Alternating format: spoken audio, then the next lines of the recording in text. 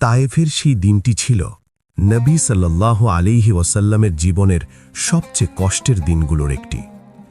তিনি সেখানে গিয়েছিলেন একটাই উদ্দেশ্যে, মানুষকে আল্লাহর দিকে ডাকবেন।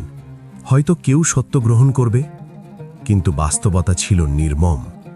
তায়েফের মানুষ নবী সাল্লাল্লাহু আলাইহি ওয়াসাল্লামের কথা শোনেনি, বরং শিশুদের লেলিয়ে দিয়েছিল তার দিকে। পাথর ছুঁড়ে মারা হচ্ছিল, রক্তে ভিজে গিয়েছিল নবী সাল্লাল্লাহু আলাইহি ওয়াসাল্লামের পা। তিনি হাঁটতে পারছিলেন না, জুতো রক্তে ভরে গিয়েছিল। তবুও তার মুখে কোনো বদদোয়া ছিল না, কোনো অভিশাপ নয়। একা বসে পড়া মুহূর্ত। শহরের বাইরে এসে তিনি একটি আঙুর বাগানে আশ্রয় নিলেন।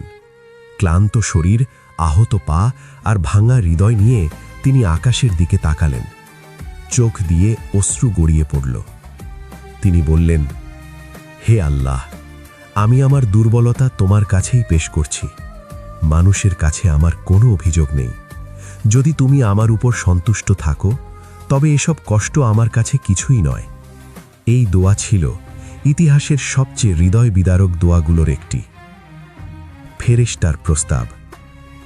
এই দোয়ার পরই জিবরাইল আলাইহিসসালাম এলেন। তিনি বললেন, হে আল্লাহর রাসূল, আপনি চাইলে আমি এই জনপদ দুটো পাহাড়ের মাঝে চেপে ধ্বংস করে দিতে পারি।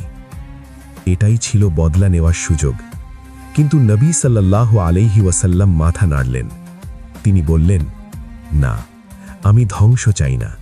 হয়তো এদের বংশধরদের মধ্য থেকেই এমন মানুষ জন্ম নেবে যারা একদিন আল্লাহর ইবাদত করবে।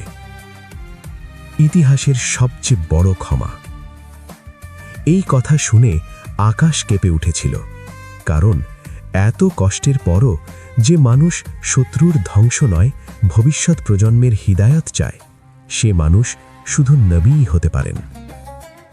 আজ ইতিহাস সাক্ষী, তায়েফের সেই মাটিতেই একদিন ইসলাম ছড়িয়ে পড়েছিল। শিক্ষা।